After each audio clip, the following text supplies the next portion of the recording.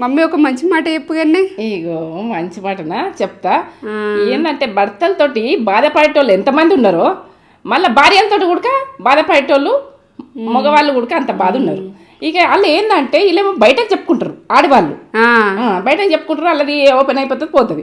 ఇక ఆ మగవాళ్ళు ఏమో చెప్పుకోలేక అయ్యో బయటకు చెప్పుకుంటే పెళ్ళవనన్నా కంట్రోల్లో పెట్టుకోలేవా, నువ్వు ఇట్లా అద్దులు పెట్టుకోలేవా అని ఆ వెటకారం చేస్తారని ఆయన కుంగిపోతాడు.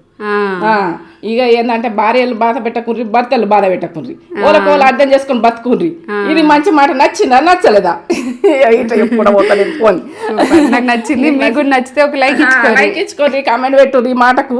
ఇక ఎవరిని అర్థం చేసుకోకపోతే బాగా చిక్కులు వస్తాయి. ఇద్దరు అర్థం అయ్యి ఇద్దరు డిసైడ్ కాని భార్య భర్త.